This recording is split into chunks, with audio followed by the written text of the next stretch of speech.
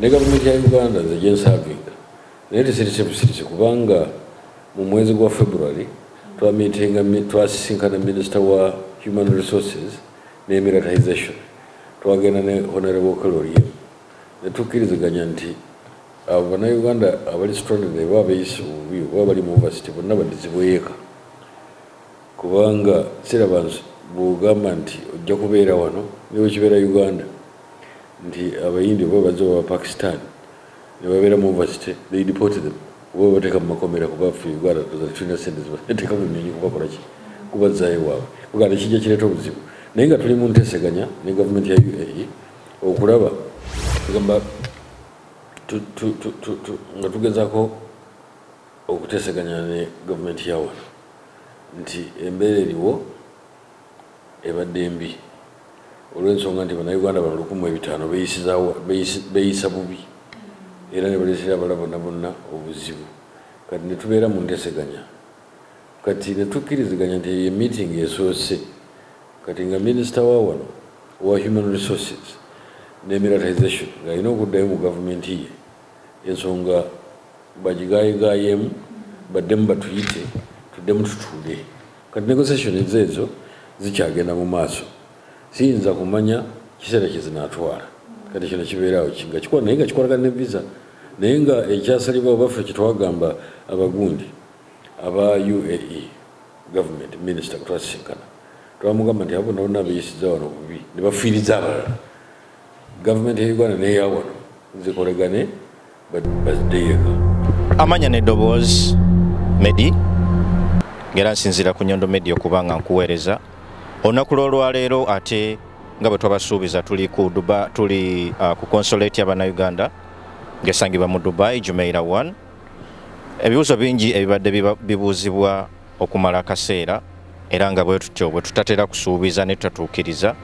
olunaku olwaleero tugenda kubanga tunyumyamuko n'omukulu Henry Mayanja ng'era ono ye ambassador w'Abannayuganda mu Dubai ng'era tuli ku consulate wano wennyini.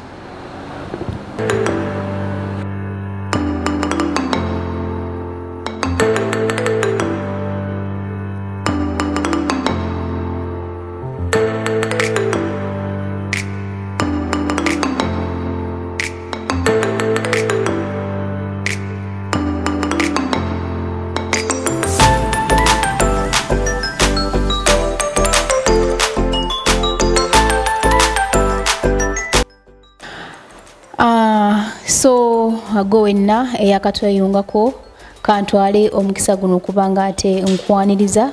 ewammu n'okweyanjulira amanya gange yenze Nyondo Rozet era nga nkola ne Nyondo Media ku mikutu egy'enjawulo gabanga YouTube, TikTok, Twitter, Instagram ewammu ne Facebook. Ng'olunaku olwaleero ate tutindiza eggendo mpaka eno mu Jumeirah 1 ku Uganda Consulate era nga tuli mu office za omukulu ambassador oba muyite Kanso General mwami oba mukulu Mayiga Henry oba Henry Mayiga naye nga nzize ne mukulu nandi ku mukono gwange ate ogwa ddyo jjukira nti nabasuubiza nti tujja kujjako ku Uganda Consulate singa omukulu abatuwadde akakisa okujja okubanga ate tuttaanyamuko ensonga ezimu naye tabadde mubi n'atuwa program era essaawa eno wetuli so agenda kubanga ate omukulu Donivisa ababuuzaako muno okubeeyanjulira recently twali naye ng'ayisaawoko ku nsonga eza interpol so agenda kweyongera okubanga ate aziisaawo nga bw'abuuza omukulu ambassador abeere nga ate naye atuddamuko ku bibuuzo bye twagala okumanya Bannayuganda so Donivisa agenda tubuuzaako atweyanjulire then tugende ku mukulu ambassador naye abeere nga atubuuzaako nateera ali ready okuba nga atuddamu byonna bye tuzinabyo okuba nga tukola ki tumubuuza tusanyusa okukola ange nsanyuse kubasanga n'okubanga omukulu atuwadde ku kaddeke wezi nsookera ddala okubabuuzaako nti assalamu alaikum warahmatullahi wabarakatu era nga amannya agange mpitibwa Ibrahim Gypsya Kiyemba bwe bakazaako erya Don Visas ensonga etuleese kuttaanya ku nsonga ezimu Bannayuganda ze bayitamu mpola mpola tujja kubanga twegayagayamu n'omukulu ow'ekitiibwa ambasada. Taala tusaba kusooka kutubuuzaako tutandikire ddala awo. Nange njagala okutwala omukisa guno okubuuza n'okuwagaliza abatuwuliriza nti omwaka omupya omulungi yadde nga ekyo tukyogedde budde bugenzi tolibali twakyogera mu January naye mu kisengeri njaguzze mu March abazungu bagamba better late than never. So njagala okuwagaliza olunaku olulungi omwaka omulungi ate gweyagaza n'ebintu birala byonna ebikolebwa bannayuganda wano tubiwulira tubiraba wano mu UAE especially Dubai byonna bigasa amawanga gombi. Abasuubuzi abajja wano balaba ku nnyonyi zijja olwo ne bannayuganda bakolera wano bonna tubalaba tusuubira nti bannayuganda bali mu UAE toto gira emitwalo nga 10. Kale nekyo nekibanga kiraga nti bannayuganda bali wano abakolerawo ate n'abasulawo namba nene bwe zityo. Ekyo kya muwendo nnyo kubanga era ensi zino ebbiri kibeera kizikolera naddala Uganda kuba butondera ebyamaguzi bannayuganda bebaleeta wano n'ebintu ebirala byonna bibasuubulira wano bibaleeta muno ne bafunamu ssente muvaamu akawumbi kamu mu obukadde 200 obwa dola. Kyokka ng'ate UAE byetunda e Uganda biyinza okubeera mu $1 million nga 5 bwe zityo. Kati kibeera kitegeeza nti balance of trade wakati w'ensi zino ebbiri eri in favor of Uganda oba Uganda esinga kukifunamu. So kati kibeera kitegeeza nti bannayuganda bali wano balina emikisa gya njawulo okujja wano ne bakolera emirimu gyabwe ne basuubulirawo era nga njagala kubakubiriza baba bazze wano mu UAE naddala Dubai gyendi ne mu Northern Emirates beeyisizewo bulungi ekisinga obukulu kuba banaagondera amateeka g'ensi eno tewala gye bakwata ku mukono bakubakuba ku mukono nti lwaki muyisawo buti nti oba muyisiza bubi oba kugamba ebintu ebifana bwe bityo. Kati banayisa obulungi kijja kuba kitegeeza nti bajja kuba bakifunamu ekintu.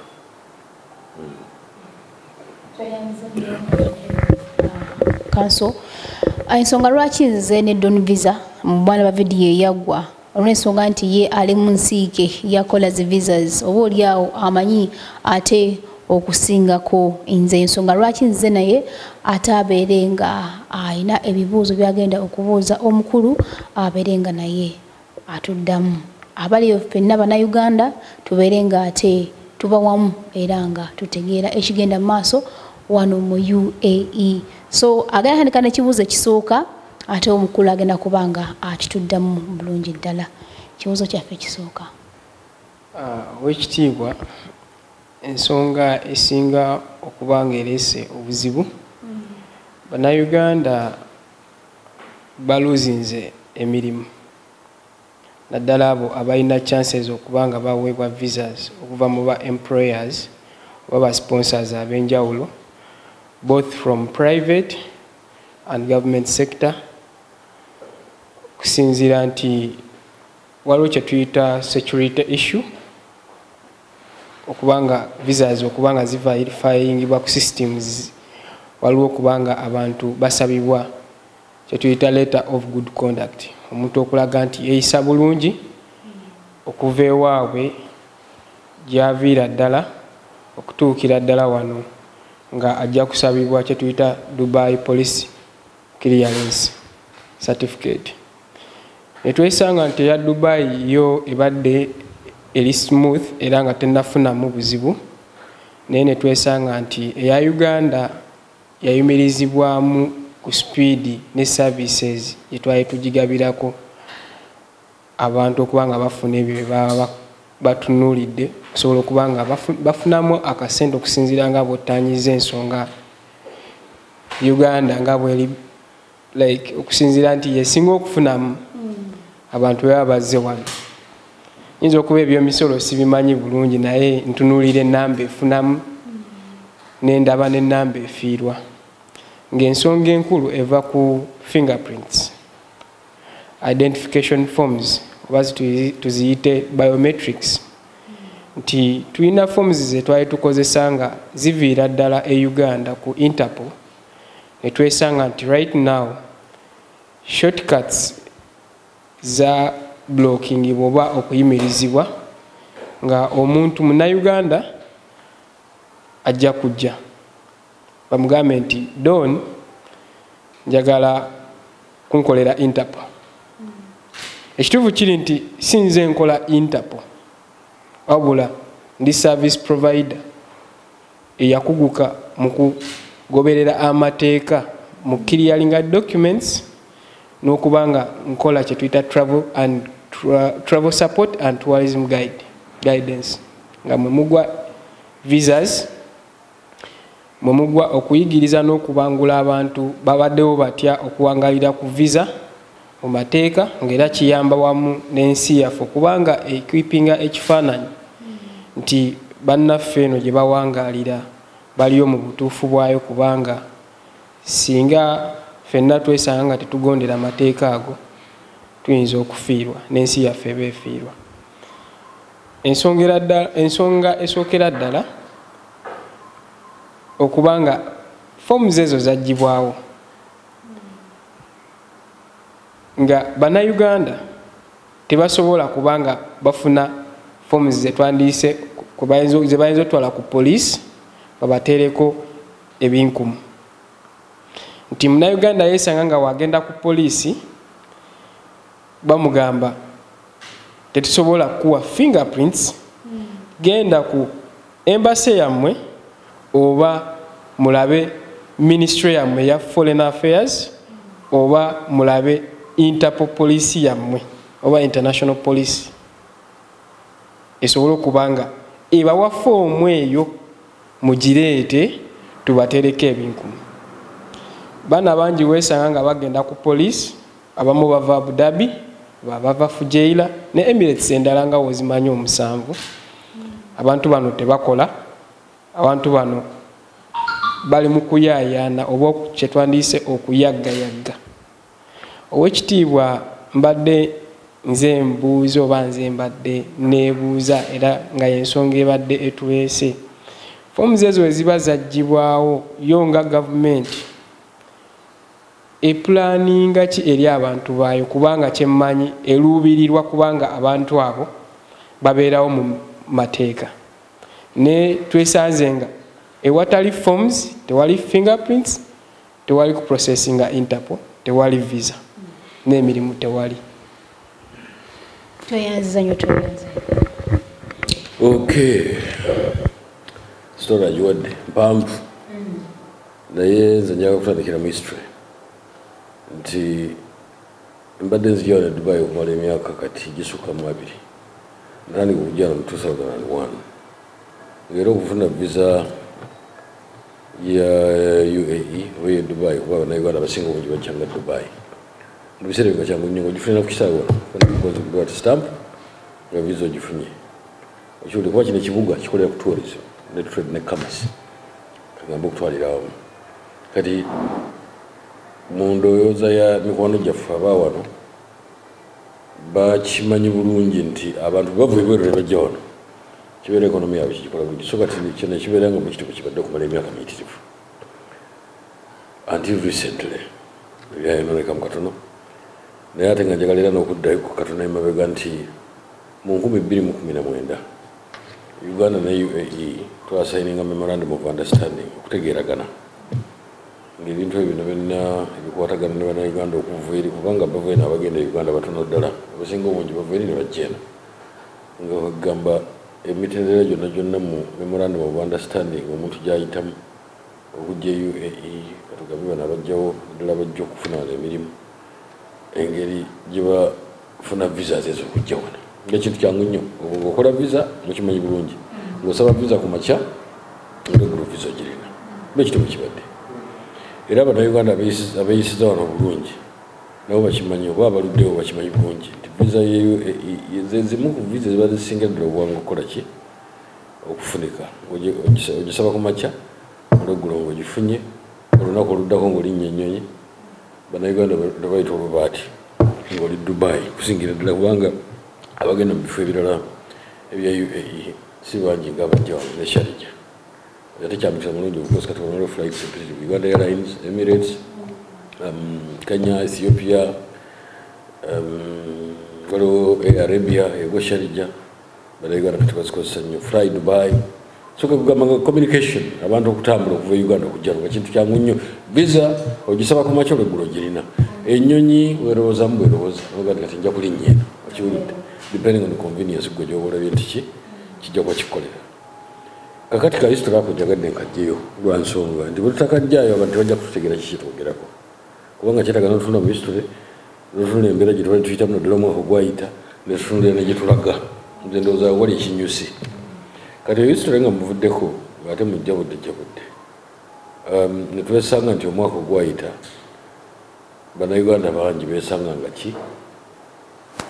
nga bali mu buzibu bwa overstay tebakoma okubeera mu overstay naye n'obweyisa ne beyisa bubi nga bamu beyambula n'okweyambulira wano ku Union and so on kati nabeera nga aweka ewange nga bankubira essimu nti bannayuganda babano bali wano beyambudde simanyi abalala ba Mesex bamukolera ngaawo yes tulina okwogera ku bintu bino mu nsi ekuwadde katugambe for lack of a better word ekuwadde obuvuddamu notandika okukolera efujja lifaanana bwe lityo kibeera kitegeeza nti olina obuzibu yensi terina buzibu gwe gwalina obuzibu okiwulidde era bannammwe aba diaspora mbadde nga mbagamba emirundi mingi nti mugezeeko okueducatinga bannayuganda singa kibadde kisoboka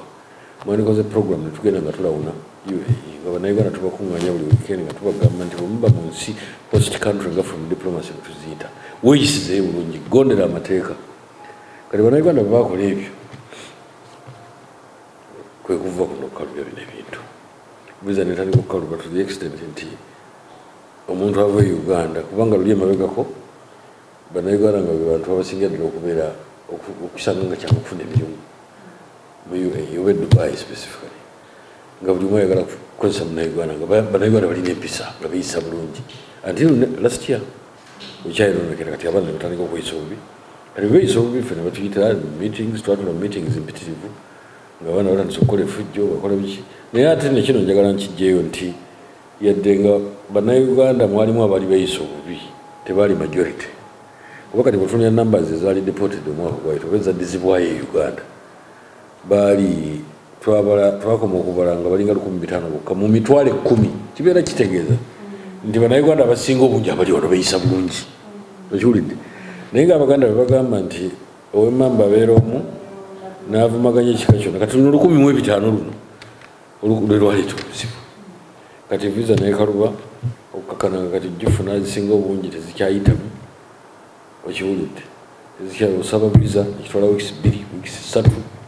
ate nga sente zo maze zisasula ate tezikudizibwa ngomazo bino byonna mbimanyi tewali kyesimanyi kubiri badde bijja bibeera kubanga recently nakyaza abe family extended family bujja wano kyakalubamu kubanga sente bazitwala ate visa ne batazibawa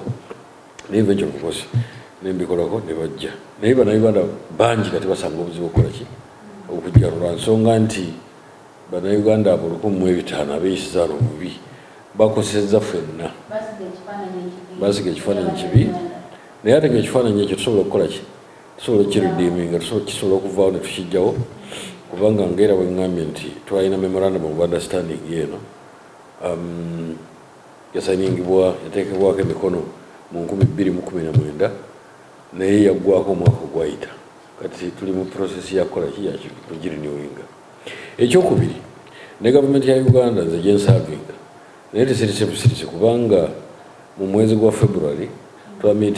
twasisinkana minister wa human resources ne militarization twagenda ne honorable Kaloriye ne tukkiriziganya nti abo bannayuganda abali stranded ne baba beyisa obubi oba bali mu university bonna baddizibweyeka kubanga sirabansi bwogamba nti ojja kubeera wano niwe kibeera Uganda nti abayindi oba bazze oba Pakistan ne babeera mu university they deported them oba bateeka mu makomera kuba ffe Uganda tulina sente zibateeka mu myonyi kubakola ki kubazzaayo waabwe kuganda kijja kireeta obuzibu naye nga tuli mu nteeseganya ne gavumenti ya UAE okulaba nti kalimanywera gamba nga tugezaako okuteeseganya ne gavumenti ya wano nti embeera eriwo ebadde embi olw'ensonga nti bannayuganda bano 1500 beeyisa bubi era ne baleetera abala bonna bonna obuzibu kati ne tubeera mu nteeseganya kati ne tukkiriziganya nti ye meeting esoose kati nga minisita wa wano wa human resources ne militarization ng'alina okuddayo mu gavumenti ye ensonga bagigaayegaayeemu baddemu batuyite tuddemu tutuule kati negotiation ezo zikyagenda mu maaso siyinza kumanya kiseera kyezinaatwala kati kino kibeeraawo nga kikola naye nga kikolagana ne visa naye nga ekyasalibwawo baffe kyetwagamba abagundi aba UAE government minister kutwasisinkana twamugamba nti abo bonna beeyisiza wano bubi ne bafiiriza abalala gavumenti ya Uganda neya wano zikolegane baziddeyo tulekewo abo abagondera amateeka ga wano ekyo twakikiriziganyako era twakyogerako bulungi exhaustively netulowooza nti kijja kukola kati omukulu oyo abadde abuuza ku nsonga ya interpol letter ekyo of course naffe wano engeri gye tuba nti bannayuganda balina wano emirimu badde bazireeta simanyi engeri gye bakikola bagenda ku system obane bakikola batya wampulira nti oyinza okuweereza relative we Kampala n'agenda ku interpol balwa nagikufunira ne bagiweereza in soft form ezo zonna stories ze mbadde nziwulira okiwulidde naye simanyi badde bakikola kubanga jona sayininze gundi ezo eza police clearance ya Dubai zabadde 5 naye luli nasayininga oba 3 something okiwulidde naye nga zibadde zijja kakati bannayuganda badde bajja wano nga baagala ebbaluwa ezo ate jjukira nti bwoba togirina bona tebajja kuwa police clearance si bwe guli e Dubai tebajja kuwa nkakasa ne mu Emirates endala zonna tebajja kuwa butereevu so kati bannayuganda badde bajja wano ne batutira mu nsonga eyo ey'obuzibu obuliwo era jjo nempandiika ebbaluwa nga ngiwandikira interpol era kyamukisa mulungi nti muzze ngifollowing up naye nagiwandisa jjo era negenda mu interpol e Kampala batubulire lwaki bawithdrawinga forms ezo era bwe baba nga bazidrawinze ngeri ki gye bayinza expeditiously mu bwangu okuyamba bannayuganda abesanga nga kugamba beetaaga ebbaluwa eyo okurinwinga passport okurinwinga visas okurinwinga contracts zaabwe because it's affecting abantu bangi bannayuganda bangi abali wano so siyagala kuwa impression nti tetulina kyetukola ku nsonga eyo wanaffe kituluma era nange kinnuma okula nti bannayuganda bali wano bakola emirimu basanga mu banka bali mu bisaawe ebyennyonyi bakola mu malls jo nabadde mu city center mall nga bannayuganda mwe bali bayitirivu ate bannayuganda tebabula omutunako obutunuzi bwe tunamanya nti bannayuganda tugenda Dubai mall same story okiwulire twagenda mu kaduuka kamu bakayitaani nkerebudde amannya mu Dubai mall nga bannayuganda ali awo muwala n'omulenzi babiri nga bakola matuka kati abantu abalina emirimu gyabwe giri decent nga ate tebeyisizza bubi tetuyinza kutunula butunuzi nga gavumenti ng'abantu bali affected ku kintu kino era I'm going to make it a point nti tomorrow ekyo kyokka kyenjagala okukolako nkuba amasimu turesolvinga ensonga eyo okulaba nti abantu bayambibwa okufuna police clearances zino but alternative kuba toyinza gamba bugambi nti ogijjeewo kakati bwogamba nti ogijjeewo bali abali affected in terms of emirimu gyabwe in terms of okurinwinga visa in terms of okurinwinga passport byonna biri tied up mu kintu ekyo okiwulidde so it is very important that we resolve this as quickly as possible. Unfortunately the systems of Africa ziri so slow, they are also very slow for me. Wananga wanampandika ebbaluwa neddibwamu nga bisa weeks 2 I don't accept that one. Ekintu nga kiri margin kuba bwetuuka ku mmeeza eyo tulaba nti kino okay kino kirina obudde kino tekirina budde kino kirina obudde kino tekirina budde soka okoleko ebiri agent wana bannayuganda bali banaabonabonera wano bannuma bwe mbasanga nga kugamba badduka emisinde bagenda ne bajja wano ne nabeerera Abu Dhabi ku Embassy ng'era bajja nga balina ebizibu biyitirivu okiwulidde so nga twagala tuyamba abantu naddala abo abeeyisiza wano bulungi babeere nakino ekyagundi mbawadde kaadi yange. You can call me anytime, maybe tomorrow afternoon. Nga maze okutegeera ddala ki Interpol simanyi kati oba director wa Interpol yani kuba luli walingayo omukwano gwange Freddy kati simanyi aliyo nina okufinding out who is there mukubire directly mugaye tulina ekizibu kino kireetera banaga naye ebbaluwa yo yagenze jjo okiwulidde so I just need to follow it up. Yeah. Tulinawo ekibuuzo kirala. Ekibuuzo kye nandibuuzizza nti ng'era Oweekitiibwa wagambye nti sisitimu yaffe eri slow go ge mazima kubanga nze ntwala obudde okubanga neenyigiramu nga situdde butuuzi mu ofiisi ebyaddala mbeera bize era n'amasimu oluusi nzijjako nzije kubanga nze sisasulwa musaala ate oluusi neesanga nga nze nteekamu this is my country, you know. Kyembadde mbuuza ku Oweekitiibwa singa tufuna challenge response oba reply okuva ewaffe waka mu government kubanga ekyaddala okitaddeko emphasis y'amaanyi kubanga newe tujjidde nga ebbaluwa wabadde wagidraftinze edda era neesindikibwa. Kyembadde neebuuza what are the measures or precautions can we use as per currently okubanga tulaba nti wabaawo embeera eyo omuntu asobola okuva eri gy'ali singa baba bamutumye ebbaluwa n'omuterako omukono n'agenda n'agitwala ku poliisi ne basobola omuterako ku ya Dubai n'esindikibwa e Uganda ku Interpol, ekyo bwekiri oba tulina kulinda response kuva? Yes. Yes. No. Form eri ebera, it's a form, identification form. Separately yo yetulake, yes. Eba independent ye mala.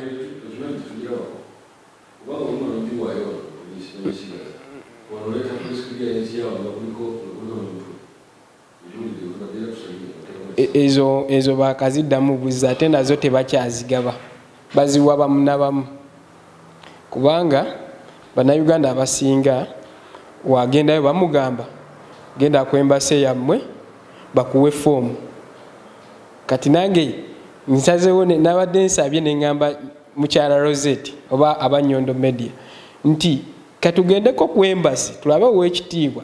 tulabe ku foomu eyo gye tuyisobola okudistributingira bannayuganda basobola okutwala ku poliisi. From what I gather, eri online. Once the baddest gift from Ganako. Tell you online. But when you know clarifying energy, the Interpol tomorrow. You just prompted me about 10 o'clock. I'm going to be the same, but who's in two people? Which would it? But who did it? The Sikina Wanga Kom Mazima.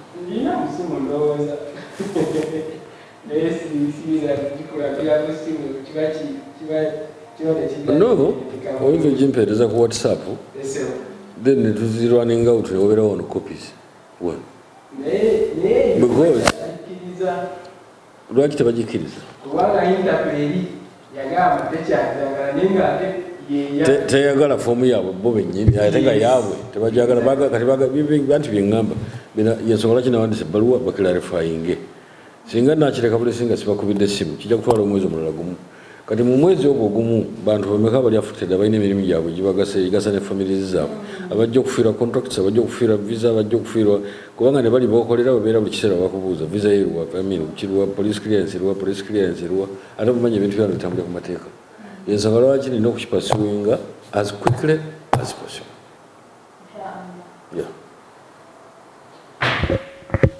Eriwo ekirala kyotategedde bulungi nnyo omukulu wabeere nga atangaaza?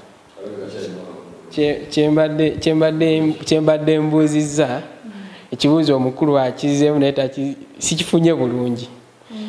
Kyembadde mbuuza kale nga bwe tutudde wano ne wabaawo munnayuganda ajja n'agamba ava ku poliisi n'ajja wano saawa zino bwe tutudde ayinza kuyambibwa atya okubanga afuna fingerprints like olunaku bwe twogerera leero. Yes, biometrics ezo. Biometrics ziri Abu Dhabi. Zosobola zikolera wano tetulina machine eri Abu Dhabi. Era tuba tugezaako okulaba nti machine eyo bagireeta wano kubanga bannayuganda abasinga obungi bali wano tebali Abu Dhabi.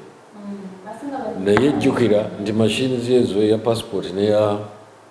biki byonna byonna ebyo zaweebwa embassy nga consulate n'abakuggulawo ate mulimu wiring kyatwala sente mpitirivu okuwiring eyo kati kugamba nti bivayo bijjeeno consulate ejja luvannyuma yali teriiwo yensonga lwaki ebyuma biri Abu Dhabi okiwulidde ate kugamba bugamba nti ebyuma bijja wano oba tugula system empya bajja kugamba nti sente teziriwo gavumenti zijugula gondi empya machine zezo empya okubi transferringa there would still be a cost ate bajja kugamba nti mu budget tekirimu so naye n'ensonga ya biometrics naye etagana ngifollowinga nabo but way forward ku biometrics I mean fingerprints gabo zita how that can be rectified why it's a problem omuntu ali wano bamusaba fingerprints tasobola ziweereza Kampala ndabi abamu batambula ne baddayo Kampala. Yes. You are aware of that? Yes. I think I know about 2 cases abazzeyo Kampala okufuna BBS. So yes, it's very expensive. Wakati wabeera inogula ticket na biki ojulire naye si embeera gye twagala gye twandyagadde kubeeramu embeera yandibadde clear. So I am going to follow up with Interpol.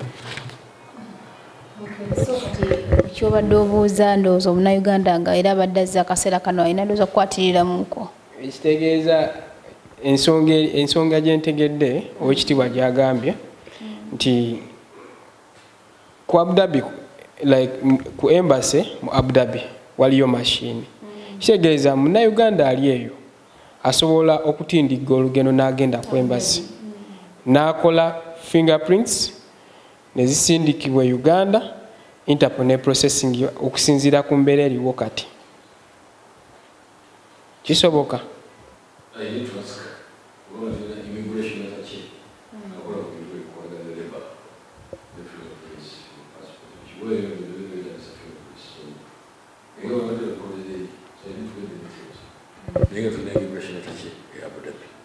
Okukosa ensonga endala gy'okonyeko nti kati omuntu bw'alifujjayira oba lwasalukaima ewala bw'abanga alina omulimu gwe okusaba permission okugenda e Abu Dhabi is very expensive. Yes. In terms of time, in terms of sente n'ebirala ate nga tajja kugenda mulundi gumu kyayagala akifunirewo ebyo bino bina mbimanyi kubanga nali Abu Dhabi ezo complete zonna twazifunafuna dda ekiwulidde naye nga kwegamba nkitegeera bulungi nti issue ya fingerprints is very very urgent era ensonga lwaki nawandisa ebbaluwa eyo jjo era nja kugifollowing up tomorrow by a phone call this time kuba system yaffe eri slow ekiwulidde kuba abantu bangi babonaabona twagala abantu babeere naddala abo bali general va kubona abakozi b'effujjo naye abantu abali bona abalina emirimu gyabwe bona abagala okusuubulira wano bonna bayesanga nga bali mu kizibu kyekimu ekiwulidde okulinnya ennyonyi okujja wano ng'oleesa ebyamaguzi is a problem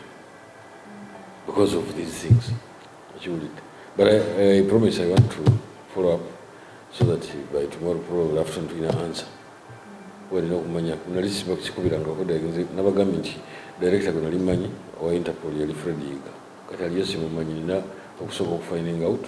ani aliyo era essimu ze nazo nzifune ndikwemukubire direct nga era bwekiri ku passport nti General Gowa yali in charge of gundi bagita bati yekola ku passports oyo yessimu yenjiri nasobola gikuba direct nemufuna naye no Interpol sigirina jagifuna ngenda kubuuza wano muvuka wange akola ku Uganda Media Center jagimpereza mukubire atoyanza nnyo kanso geno kansobire nti naawe ofunye ekyokuddibwamu eriyo ekibuzo kirala kyonna oba mpoza ekibuuzo ekirala nkiza ku engeno ku nsonga ya visa era ekyo ndowooza kyandibadde nga owekitiibwa kuttaanyaamu kiyinza kuba nga kisuubira kuggwa mu bbanga ki n'ekyo naye era yakibadde ndowooza yakikonyeeko n'agamba nti bakyali mu nteekateeka balinda gavumenti ya wano ebeere nga esalawo dule bayinza okuba nga meeting zibeerawo so kyendowooza nti gavumenti yaffe ekola just nti bannayuganda balina okuba nga naffe tuyamba ku gavumenti yaffe okweyisa obulungi siina bibuuzo bingi kubanga actually byonna tubyogedde interviews wenzijjako ne olugendo lwetuze tutindiga ekiriwo kyentegedde tugumiikirize for now tetusobola kufuna fingerprints direct kubanga forms teziriwo wekitiibwa so ndowooza tuyinza olindamuko wiiki eno nejja munnayuganda abeere nga asobola okuba nga afuna essanyu oba akaseko ku matama bwekityo bwekiri owekitiibwa